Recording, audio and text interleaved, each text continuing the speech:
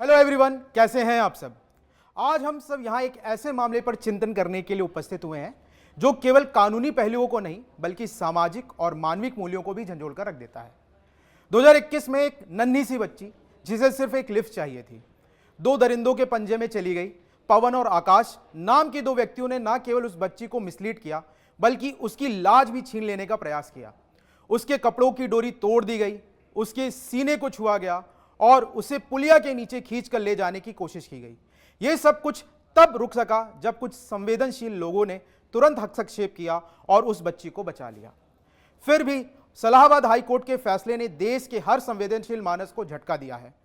Court का कहना है कि यह घटना रेप या अटेम्प्ट टू रेप के तहत नहीं आती, क्योंकि यह केवल प्रिपरेशन स्टेज तक सीमित थी और अटेम्प्ट तब माना जाता है जब अपराध करने का इरादा तय हो और उसका क्रियान्वयन तुरंत किया जाए। रिस्पेक्टेड जस्टिस ने कहा, प्रिपरेशन और अटेम्प्ट में अंतर होता है और अटेम्प्ट तब माना जाता है जब एक हाई लेवल की संकल्प शक्ति के साथ अपहरण की प्रक्रिया आगे बढ़ चुकी हो। क्या हम एक समाज के रूप में इतने निर्भय हो गए हैं कि हमारे कानून में एक नन्ही सी बच्ची के साथ की गई इस प्रकार की घटना सिर्फ एक प्रिपरेशन के रूप में देखी जाए? क्या उसकी चीखें, उसका डर, उसकी आपराधिक अनुभूति सिर्फ तब माना जाएगा जब शारीरिक संबंध पूरी तरह से बन जाए?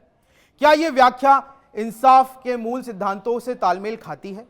आज यह सवाल है सिर्फ एक केस का नहीं, यह एक सोच का, एक व्यवस्था का, एक सामाजिक जिम्मेदारी का प्रश्न है। तो चलिए देखते हैं, क्या हायर कोर्ट इस फैसले पर पुनर्विचार करेगा? क्या वो इस न्यायिक व्याख्या में बदलाव लाएगा? आज हम लोग जुड़े हैं हाईएस्ट कोर्ट ऑफ जुडिकेचर, जहां पर इलाहाबाद हाई कोर्ट के एक फैसले को चैलेंज किया गया है। Let's hear the prosecution side. Thank you your lordships. जो पहला आर्गुमेंट प्रोसिक्यूशन साइड का रहेगा वो ये कि इस वारदात को अटेम्प्ट टू रेप में डालना चाहिए या प्रिपरेशन टू रेप में। यहां पर ब्रॉडर लीगल फ्रेमवर्क के हिसाब से इंटरप्रिटेशन को ब्रॉड रखना जरूरी है योर लॉर्डशिप्स। सबसे पहले तो यह बात है कि the point of no return versus there was a time to back out, और यहां पर जो भी अक्यूज के एक्शंस थे, that is grabbing the victim's breast, breaking her pyjama string to disrobe her, actually makes the proximate steps towards attempt to rape. Accused के जितने भी एक्शंस थे माय लॉर्डशिप्स, वो क्लियर इंटेंशन बता रहे हैं अक्यूज की, वो बताना चाहते हैं how much close is actually to close. तो इस केस में आईपीसी के सेक्शन 511 जो अटेम्प्ट के सभी क्राइम्स को पनिशेबल बनाता है, उसके हिसाब से अक्यूज्ड पर अटेम्प्ट टू रेप तो लगना ही चाहिए योर लॉर्डशिप्स। माय लॉर्ड्स, यहां पर मैं प्रेसिडेंट भी देना चाहूंगी जो पुराने केसेस हैं जो ये एग्जाम्पल भी सेट करते हैं। State of Maharashtra versus Mohammad Yakub में सुप्रीम कोर्ट ने भी ये कहा था कि अटेम्प्ट में जितने भी इमीडिएट एक्शंस हैं जो हमें यहाँ पर अक्यूज के दिख रहे थे, जो उन्होंने इस नन्ही सी बच्ची के साथ किए थे, वो सब अटेम्प्ट में जाने चाहिए। Second precedent your lordship is about Aman Kumar versus state of Haryana 2004, जहां पर disrobing and physical restraint were deemed as attempted rape. Accused side अपने आर्गुमेंट पेश करें। Thank you my lordship. जैसे कि आपको भी पता है, टाइम एंड अगेन पार्लियामेंट ने, हमारी स्टेट असेंबलीज ने विमेन, चिल्ड्रन के एम्पावरमेंट के लिए बहुत सारे कानून बनाए हैं, और ये भी चीज़ छुपी नहीं है कि इन कानूनों का बहुत बार मिसयूज भी किया जाता है, चाहे वो हमारे रेप लॉज हैं, चाहे वो बच्चों के राइट्स को प्रोटेक्ट करने के कानून हैं। तो उसी के कॉन्टिन्यूएशन में हमारा क्रिमिनल जस्टिस सिस्टम भी ये कहता है कि जब तक किसी एक एक्यूज्ड को गिल्टी नहीं प्रूव कर दिया जाता बियॉन्ड रीजनेबल डाउट, हम उसको इनोसेंट ही मानेंगे। और साथ ही मल्टीपल जजमेंट्स में हमारे सुप्रीम कोर्ट ने, हमारे एपेक्स कोर्ट ने भी ऐसा कहा है कि कोई भी एक इनोसेंट व्यक्ति कभी भी सफर ना करे, ये मेक श्योर करना कोर्ट का काम है। जैसे कि मेरी साथी ने जो प्रोसिक्यूशन साइड को प्रेजेंट कर रही हैं, उन्होंने ये कहा है कि ये जो ऑफेंस है it will fall under the definition of rape, जो कि सेक्शन 376 ऑफ आईपीसी में डिफाइंड है। तो if we go by the definition, वहां पर क्लियरली शब्दों में लिखा गया है कि there should be an attempt और there should be some sort of penetration. और आपने जैसे कि इस केस के फैक्ट्स को सुना माय लॉर्डशिप, तो वहां पर अगर आपने फैक्ट्स पे ध्यान दिया हो तो वहां पर merely grabbing the victim's breast and breaking the pyjama strings, उसको महज हम प्रेपरेटरी स्टेट मान सकते हैं, प्रेपरेटरी एक्ट मान सकते हैं, प्रेपरेशन मान सकते हैं। और जितने भी लोगों को क्रिमिनल जस्टिस सिस्टम की पता है, डिफरेंट स्टेजेस ऑफ क्राइम के बारे में पता है, प्रेपरेशन की स्टेज कभी भी पनिशेबल नहीं मानी जाती है। तो इस चीज में मैं मेरे साथी का जो प्रोसिक्यूशन साइड को रिप्रेजेंट कर रहे हैं उनके आर्ग्यूमेंट को काउंटर करते हुए ये कहना चाहूंगी कि जो एक्यूज्ड है उसके एक्ट को, merely grabbing the breast of the victim, उसको एट द मैक्स हम प्रेपरेशन कह सकते हैं and it will not fall under the category of attempt to rape. After hearing the accused side, now we are going to discuss whether POCSO Act is going to be applied over here or not. Prosecutor, please begin your arguments. Thank you your lordships. POCSO act जो ये कहता है prevention of children from sexual offences, तो lordships इस act का गठन इसीलिए किया गया था कि पारलेस बच्चों के साथ अगर कोई इंसान गलत हरकत करता है, that person must not go unpunished. हमें फैक्ट्स चाहिए, आवाज ऊंची करने से आप केस नहीं जीत। ऑर्डर ऑर्डर, आप कोर्ट की मर्यादा का उल्लंघन कर रहे हैं। Sure lordships. तो यहां पर जितना हमारा पॉक्सो एक्ट की बात करें तो वो स्पेशल प्रोटेक्शन देता है माइनर्स को। यहां पर सेक्शन 7 जो क्रिमिनलाइज करता है non penetrative sexual contact with minor को, जहां पर ये सीधा साधा बोला गया है, we see it, we name it and we punish it. Accused का ये जो एक्ट था, ग्रोपिंग एंड डिसरोबिंग, ये क्लियर कट उसका सेक्सुअल इंटेंट बताता है योर लॉर्डशिप। जो clear cut section 18 attempt to sexual assault को भी अट्रैक्ट करता है। ये सेक्शन ये कहता है कि the clear line must be drawn कि क्या एग्जैक्टली यहां पर अटेम्प्ट में आएगा। साथ के साथ your lordship section 5 aggravated penetrative sexual assault of POCSO Act must be applied in this case. Accused side, please present your arguments. Thank you my lordship. जैसे मेरे साथी ने अभी कहा कि अक्यूज्ड को section 7 read with section 18 and section 5 of POCSO act के अंदर चार्ज करना चाहिए। My lordship, section 5 POCSO act कहता है कि एग्रेवेटेड पेनिट्रेटिव सेक्सुअल असॉल्ट के अंदर मेरे जो अक्यूज्ड हैं उनको पनिशमेंट मिलनी चाहिए। बट जैसे ही मैंने अपने पिछले आर्ग्यूमेंट में प्रेजेंट किया, जस्ट डिसरोबिंग और just grabbing the breast does not amount to penetrative sexual assault. जो फैक्ट्स एंड सर्कमस्टांसेस हैं इस केस के और जो एविडेंस हमने प्रेजेंट किए हैं कोर्ट में, उसके आधार पर हम ऐसा कह सकते हैं कि it will not amount to penetration, it will not result in punishment under section 5 of POCSO act. वहीं अगर मैं बात करूं सेक्शन 7 और 8 की, considering the facts of the case, my lordship, हम ऐसा जरूर कह सकते हैं eight the max the offense can fall under section 7 read with section 8 of the POCSO Act, that is sexual assault and aggravated penetrative sexual assault. इसी में my lordship मैं एक प्रेसिडेंट भी सुप्रीम कोर्ट का एक लैंडमार्क केस है जो मैं साइट करना चाहूंगी, which will favor my argument on this case.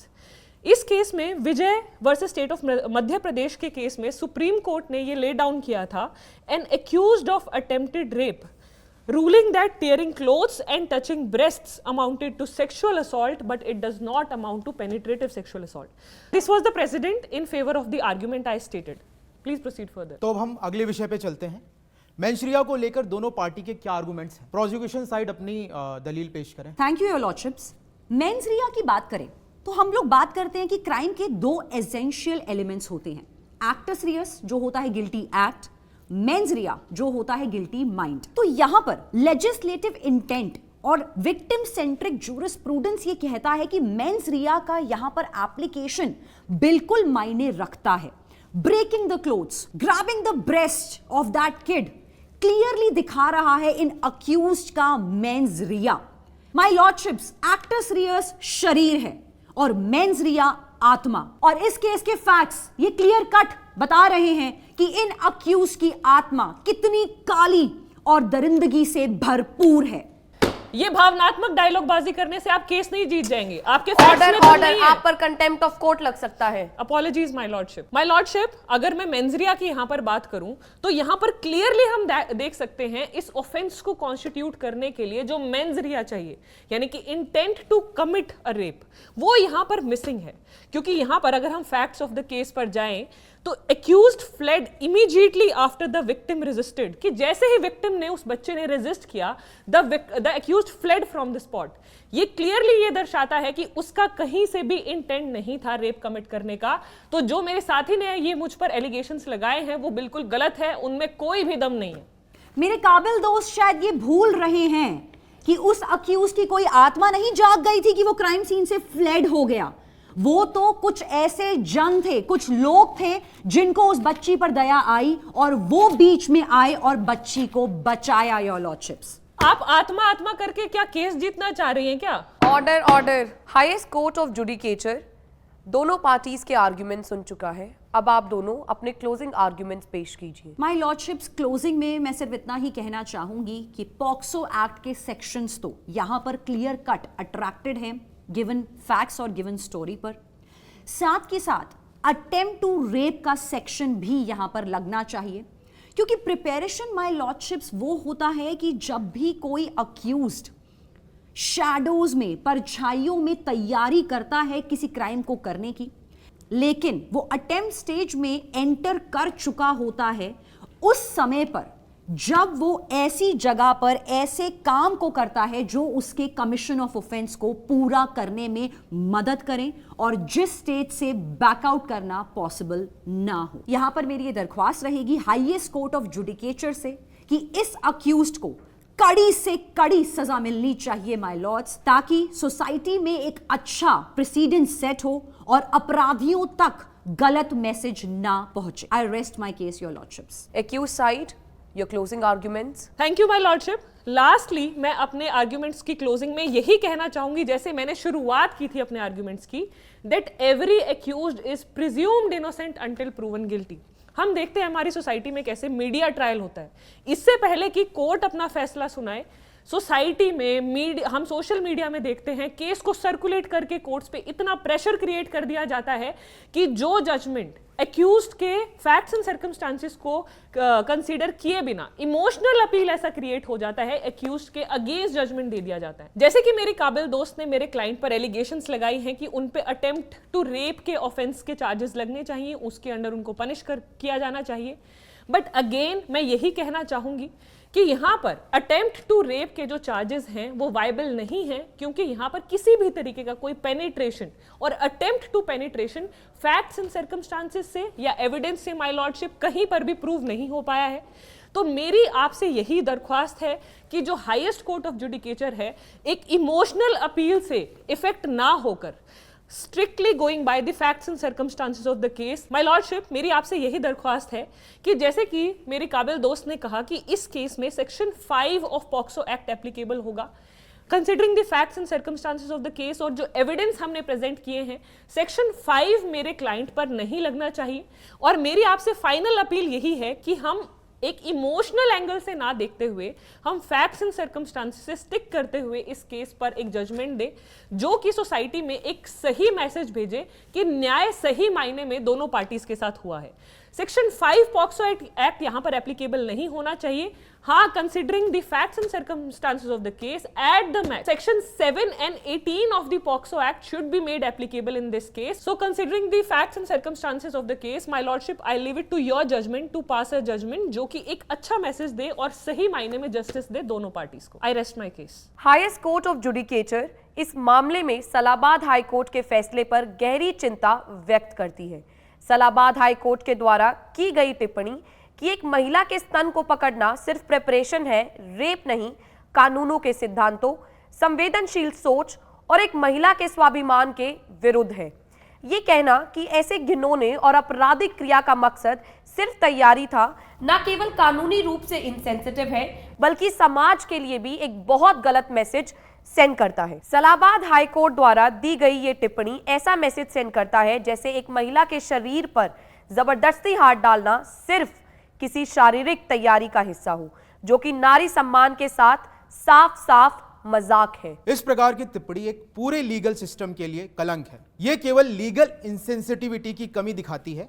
यह टिप्पणी न्याय के सिद्धांतों का उल्लंघन है और न्यायिक मर्यादा के लिए एक धब्बा है। जब एक महिला अपने सम्मान और अपमान के बीच की रेखा के टूटने की घटना लेकर न्यायालय के पास आती है, तो यह न्यायालय का कर्तव्य है कि वो नारी की पीड़ा को समझे, उसकी सुरक्षा करे, ना कि उसके दर्द का मजाक बनाए। हाईएस्ट कोर्ट ऑफ जुडिकेचर पूरी गंभीरता के साथ सलाबाद हाई कोर्ट के द्वारा की गई ऑर्डर को इमीडिएट इफेक्ट से स्टे करता है। इस प्रकार के विचार कानून के किसी भी सिद्धांत में नहीं आते और न्याय की आत्मा का हनन करते हैं। कोर्ट ने union of India, state of Uttar Pradesh और अन्य पक्षों को नोटिस जारी करते हुए स्पष्ट किया है कि ऐसे मामलों में नेशनल लेवल पर संवेदनशील और कानूनी रूप से सही दिशा निर्देश की आवश्यकता है। अटॉर्नी जनरल और सॉलिसिटर जनरल को भी इस मामले में सहायता देने के लिए आदेश दिया गया है। अंत में ये हाईएस्ट कोर्ट ऑफ जुडिकेचर कहना चाहता है कि एक महिला की शारीरिक स्वतंत्रता पर अन्य किसी भी व्यक्ति का हाथ डालना केवल एक शारीरिक हमला नहीं, बल्कि उसके मन, उसके विश्वास और उसके सम्मान पर प्रहार है। ऐसे अपराधों को अगर न्यायालय के द्वारा हल्के में लिया गया तो न सिर्फ कानूनों का बल्कि नारी के सम्मान का भी अपमान होता है। ये न्यायालय हर महिला के दर्द के साथ खड़ा है और ये सुनिश्चित करेगा कि न्याय के दरवाजे कभी भी किसी पीड़ित के लिए बंद ना हो। The respondents are to be punished under sections of 7 and 18 of POCSO Act and section 376 read with section 511 of IPC. This court emphasizes the paramount importance of protecting children from sexual violence and reiterates that any interpretation of law that dilutes this is unacceptable.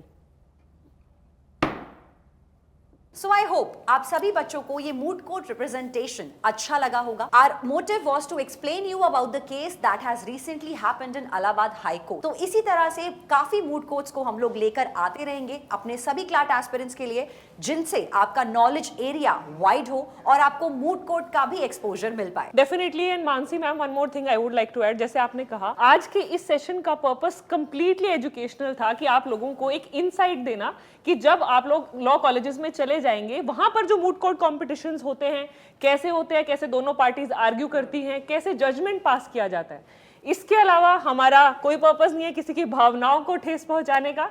This is completely education for educational purpose. जैसे NLU से पहले NLU का feel हम करवा रहे हैं। बिल्कुल, definitely sir. तो आज का केस आपको कैसा लगा? आई होप अच्छा लगा होगा। और आपके कोई इनपुट्स हैं या फिर आपको कोई ऐसा केस रिप्रेजेंट करवाना है जो हम मूट कोर्ट में जो हम लोग कर रहे हैं? बिल्कुल सर, कोई जो बच्चे चाहते हैं कि जो केस हम डिस्कस करें जो रिसेंट टाइम में आया हो या कोई पुराना लैंडमार्क जजमेंट है जो आप लोग चाहते हैं हम आपके साथ डिस्कस करें इस मूट कोर्ट सेशन की फॉर्म में, do let us know in the comment section. Right. तो आज की सभा यहीं पे समाप्त करते हैं। Any last words, Nikita ma'am? So to wrap up, I hope you people have got the awareness about the topic that we have been discussing over here और आपको एक real picture भी मिल गई होगी कि कैसे कोर्ट्स में arguments को पेश किया जाता है। I hope you people have learned a great deal from this video. We are going to meet soon in another amazing episode, super soon. तब तक के लिए keep learning, keep working hard. Bye bye, dear students. Take care.